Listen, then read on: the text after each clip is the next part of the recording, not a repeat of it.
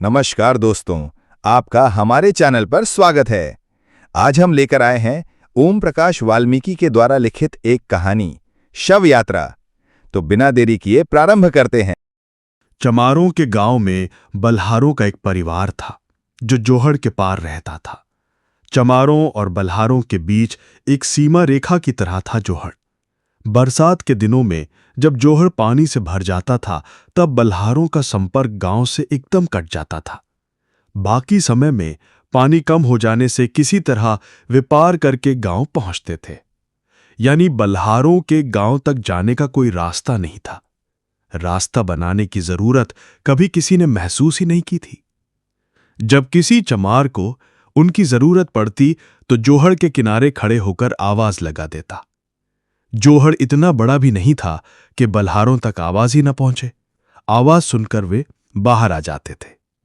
परिवार में सिर्फ 2 जन ही रह गए थे, सुरजा जिसकी उम्र ढल चुकी थी और उसकी बेटी संतो जो शादी के 3रे साल में ही विधवा होकर मायके लौट आई थी। सुरजा की घरवाली को मरे भी 3 साल हो गए थे। घर बाहर की तमाम जिम्मेदारियां संतो ने संभाल रखी थी। सुरजा वैसे भी काफी कमजोर हो चला था, उसे सूझता भी कम था, लेकिन फिर भी गांव के छोटे-मोटे काम वो कर ही देता था। सुरजा का एक बेटा भी था जो 10-12 साल की उम्र में ही घर छोड़कर भाग गया था। कुछ साल इधर-उधर भटकने के बाद उसे रेलवे में नौकरी मिल गई थी। इस नौकरी ने ही उसे पढ़ने लिखने की ओर आकर्षित किया था। इसी तरह उसने हाई स्कूल करके तकनीकी प्रशिक्षण लिया और रेलवे में ही फिटर हो गया था। नाम था कल्लू, जो अब कल्लन हो गया था। जब संतों की शादी हुई थी, सारा खर्चा कल्लन ने ही उठाया था। सुरजा के पास तो फूटी कौड़ी भी नहीं थी। कल्लन की शादी भी रेलवे कॉलोनी में ही हो गई थी। उसके ससुर भी रेलवे में ही थे। उसे पढ़ी लिखी पत्नी मिली थी, जिसके कारण उसके रहन सहन में फर्क आ गया था। उसके जीवन का ढर्रा ही बदल गया था। गांव वो यदाकदा ही आता था, लेकिन जब भी वो गांव आता, चमार उसे अजीब सी नजरों से देखते थे। कल्लू से कल्लन हो जाने को वो स्वीकार नहीं कर पा रहे थे। उनके दृष्टि में वो अभी भी बल्हार ही था, समाज व्यवस्था में सबसे नीचे, यानी अछूतों में भी अछूत। गांव में वो अपने आप को अकेला महसूस करता था।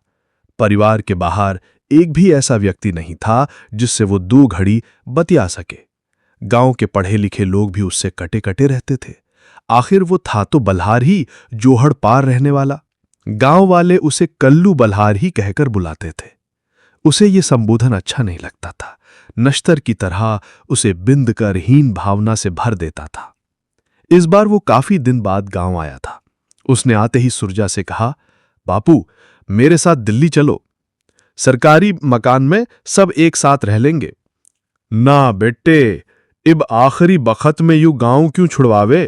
पुरखों ने यहां आके किसी जमाने में डेरा डाला था, यही मर खप गए इसी माटी में। इस जोहड़ की ढैंग पे रह के जिंदगी काट दी, इब कहां जाएंगे? सुरजा ने आंखें मिचमिचाकर अपने मन की बात कही थी, जैसे अतीत में वो कुछ ढूंढ रहा था।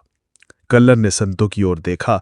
वो तो चाहती थी इस जहालत से छुटकारा मिले, लेकिन बापू की बात काटने का उसमें न कभी पहले हौसला था न अब है। बस चुपचाप बैठकर पैर के अंगूठे से मिट्टी कुरेदने लगी थी, जैसे उसका सोच उसे कहीं बहुत दूर ले जा रहा था, जहां दूर दूर तक भी कोई किनारा दिखाई नहीं पड़ रहा था। कल्लन ने जोर देकर कहा, बापू, यहां ना तो इज्जत है ना रोटी। चमारों की नजर में भी हम सिर्फ बल्हार हैं। यहां तुम्हारी वजह से आना पड़ता है। मेरे बच्चे यहां आना नहीं चाहते, उन्हें यहां अच्छा ही नहीं लगता। उसकी बात बीच में ही काट कर सुरजा बोला, तो बेटे यहां मत आए कर, मारी तो कट जाएगी इसी तरह। बस संतों की फिक्र है, यूं अकेली रह जाएगी। ये टूटा फूटा घर भी शायद अगली बारिश न देख पावे। तुझे जो मारी चिंता है तो तू इस घर को पक्का बनवा दे। सुरजा के मन में ये बात कई बार आई थी, लेकिन कह नहीं पाया था। आज मौका पाकर कह दिया, बापू, मेरे पास जो 2-4 पैसे हैं उन्हें यहां लगाकर क्या होगा? आपके बाद मैं तो यहां रहूंगा नहीं, संतू मेरे साथ दिल्ली चली जाएगी। कल्लन ने साफ साफ कह दिया। सुनते ही सुरजा भड़क गया। उसके मुंह से गालियां फूटने लगी। चिल्लाकर बोला, तू मेरे मरने का इंतजार भी क्यों करे है? इसे आज ही ले जा, और हां, अपने पैसों की धौस मुझे न दिखा, अपने धोरे रख। जहां इतनी कट गई है आगे भी कट ही जाएगी। उन दोनों के बीच जैसे अचानक संवाद सूत्र बिखर गए थे। खामोशी उनके इर्द गिर्द फैल गई थी। सुबह होते ही कल्लन दिल्ली चला गया था। पैसों का बंदोबस्त करके वो हफ्ते भर में लौट आया था। साथ में पत्नी सरोज और 10 साल की बेटी सलोनी भी आई थी। बेटे को उसके ननिहाल में छोड़कर आ गए थे। कल्लन ने आते ही बापू से कहा, किसी मिस्त्री से बात करो, कल ईंटों का ट्रक आ जाएगा। सुनते ही सुरजा की आंखों में चमक आ गई थी। उसे कल्लन की बात पर विश्वास ही नहीं हो रहा था, लेकिन कल्लन ने उसे विश्वास दिला दिया था। वो उसी वक्त मिस्त्री की तलाश में निकल पड़ा था। गांव में ज्यादातर मकान सूरत राम ठेकेदार ने बनवाए थे। सुरजा उसी के पास पहुंचा। ठेकेदार जी, मारा भी एक मकान बना दो। सूरत राम ने पहले तो सुरजा को ऊपर से नीचे तक देखा। तन पर ढंग का कपड़ा नहीं और चला है पक्का मकान बनवाने। सूरत राम जल्दी में था, उसे कहीं जाना था। उसने हंसकर सुरजा को टाल दिया। आज तो टाइम ना है, फिर बात करेंगे। सुरजा ने हार नहीं मानी। सुबह ही वो मुंह अंधेरे निकल पड़ा था। पास के गांव में साबिर मिस्त्री था, पुराना कारीगर। सुरजा ने उसे अपने आने का मकसद बताया। साबिर मान गया था कि ठीक है, मैं कल आके देख लूंगा, अपना मेहनताना पेशगी लूंगा। ठीक है मिस्त्री जी, कल आ जाओ, जोहड़ पे ही मारा घर है। सुरजा अपनी खुशी छुपा नहीं पा रहा था। लौटते समय उसके पांव जमीन पर नहीं पड़ रहे थे। कमजोर शरीर में भी जैसे स्फूर्ति भर गई थी। जब तक वो लौटकर घर पहुंचा, ईंटें आ चुकी थी। लाल लाल ईंटें देखकर सुरजा अपनी थकावट भूल गया था। वो उल्लास से भर उठा था। उसने ऐसी खुशी इससे पहले कभी महसूस ही नहीं की थी। जोहड़ पार ईंटें उतरती देखना गांव के लिए किसी आश्चर्य से कम नहीं था।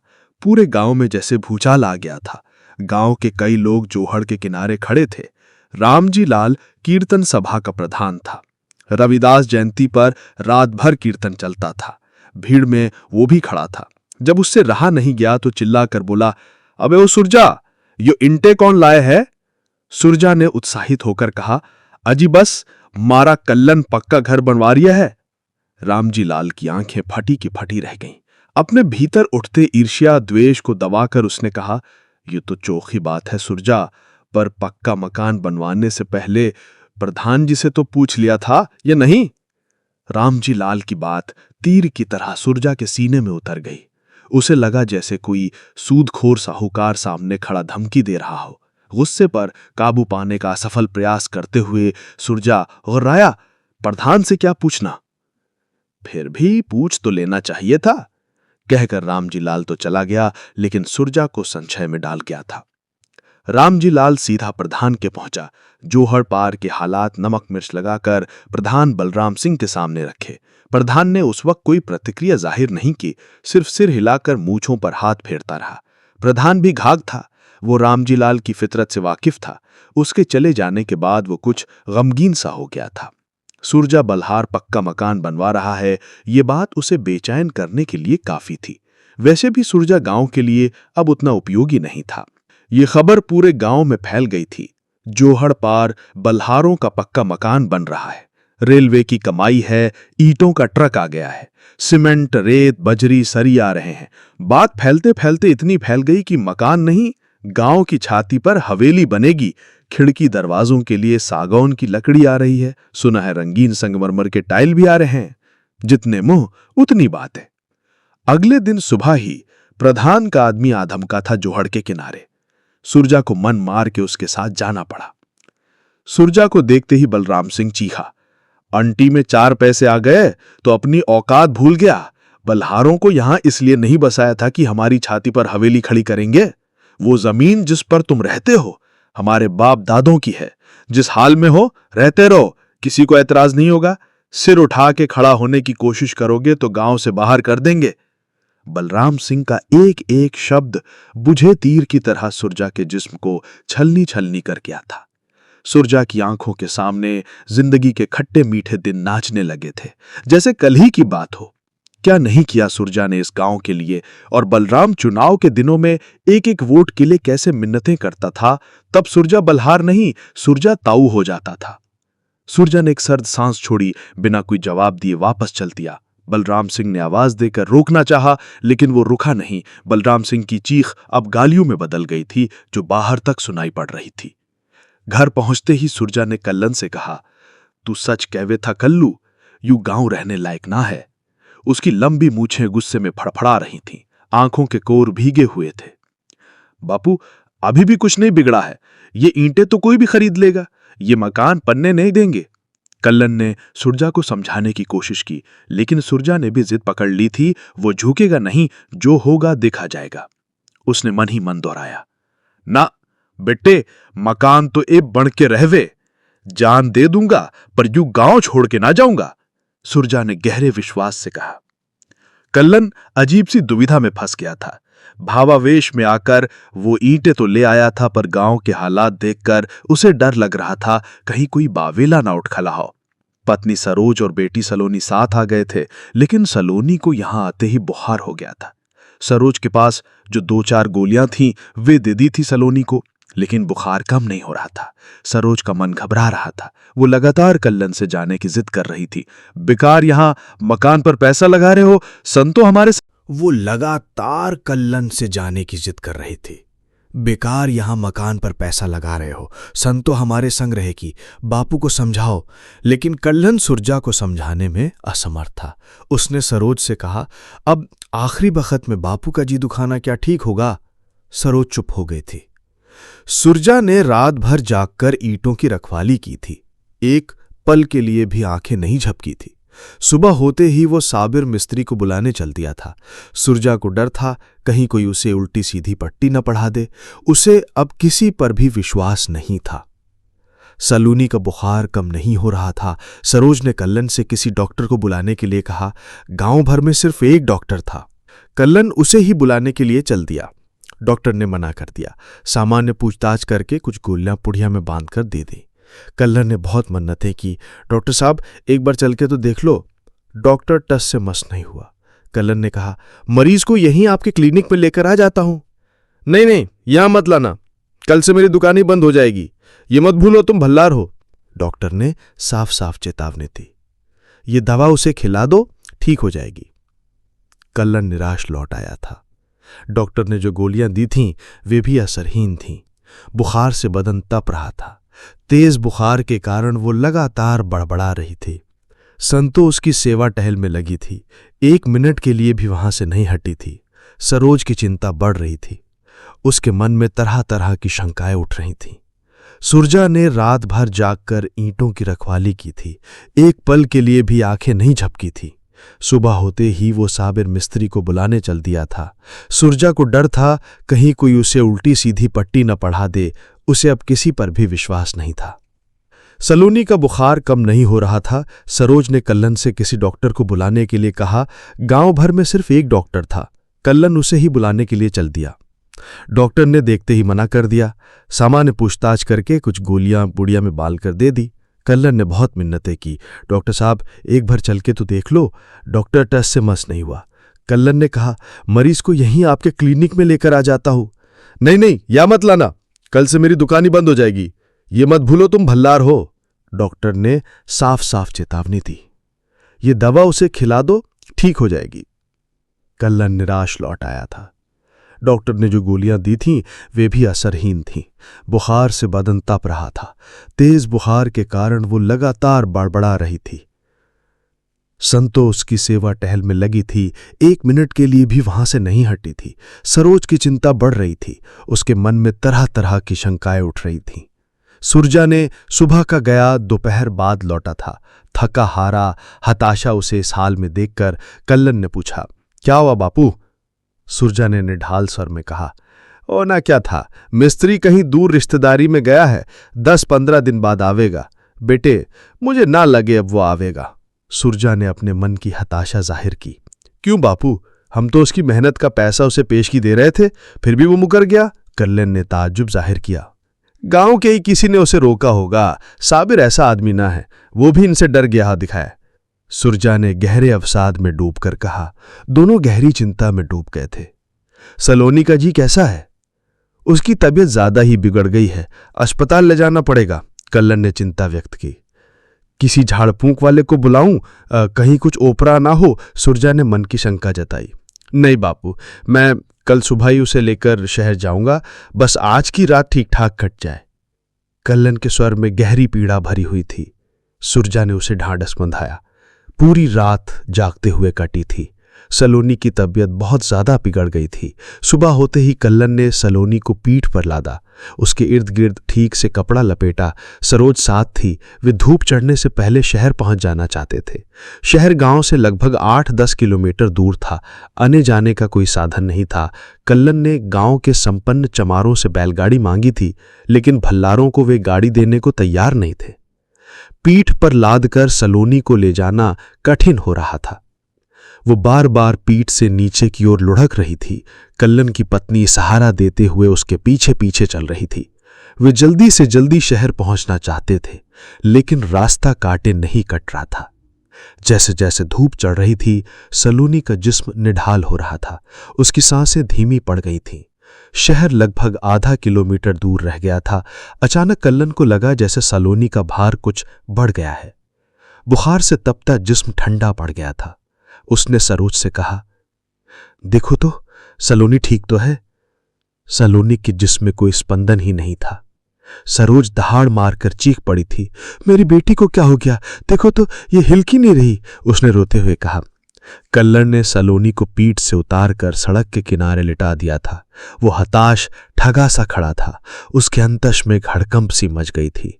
10 वर्ष की जीती जागती सलोनी उसके हाथों में ही मुर्दा जिस्म में बदल गई थी। सब कुछ आंखों के सामने घटा था। वे जोर जोर से चीख कर रो रहे थे।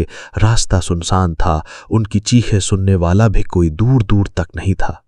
वे काफी देर इसी तरह बैठे रोते रहे। उन्हें सूझ ही नहीं रहा था क्या करें। सड़क किनारे कच्चे रास्ते पर सलोनी के शव को लिए वे तड़प रहे थे।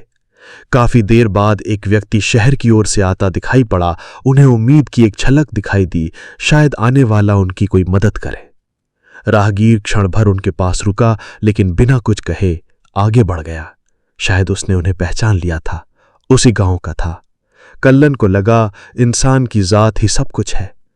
आखिर वे उठे और बेटी का शव कंधों पर रखकर गांव की ओर लौट चले। कंधों पर जितना बोझ था, उससे कहीं ज्यादा बोझ उनके भीतर समाया हुआ था। सलोनी के बचपन की किलकारियां रह रहकर उन्हें स्मृतियों में कुलांचे भर रही थीं। भारी मन से वे सलोनी का शव उठाए गांव की ओर बढ़ रहे थे। रास्ता जैसे खत्म ही नहीं हो रहा था। जितना समय शहर के पास पहुंचने में लगा था, उससे ज्यादा गांव पहुंचने में लग रहा था। सरोज का हाल बहुत ही चिंताजनक था। वो सिर्फ घिसट रही थी। टूट तो कल्लन भी गया था, लेकिन किसी तरह स्वयं को संभाले हुए था। सरोज अधमरी सी हो गई थी। उससे चला नहीं जा रहा था। सुरजा ने उन्हें दूर से ही देख लिया था। पहचाना तो उन्हें पास आने पर ही, लेकिन दूर से आती आकृतियों को देखकर उसने अंदाजा लगा लिया था। वो जिस तरह सलोनी को ला रहे थे, देखकर उसका माथा ठनका। वो घर से निकलकर सड़क तक आ गया था। सलोनी का शव देखकर वो स्वयं को नहीं संभाल पा रहा था। वो तड़प उठा था। जमीन पर 2 हत्थड़ मार मार कर वो रोने लगा था। कल्लन की आंखों से भी बेतहाशा आंसू बह रहे थे। उनका रोना धोना सुनकर संतों भी आ गई थी। उन्हें ढाढ़स बंधाने वाला कोई नहीं था। शहर से लौटने में उन्हें वैसे ही समय ज्यादा हो गया था। किसी को बुलाने के लिए भी समय नहीं था। रात भर इंतजार करने की स्थिति में नहीं थे। कल्लन चाहता था कि शाम होने से पहले ही दाह संस्कार हो जाए। सलोनी के शव को देखकर सरोज बार बार बेहोश हो रही थी। समस्या थी लकड़ियों की। दाह संस्कार के लिए लकड़ियां उनके पास नहीं थीं। सुरजा और संतो लकड़ियों का इंतजाम करने के लिए निकल पड़े थे। उन्होंने चमारों के दरवाजों पर जाकर गुहार लगाई थी, लेकिन कोई भी मदद करने को तैयार नहीं था।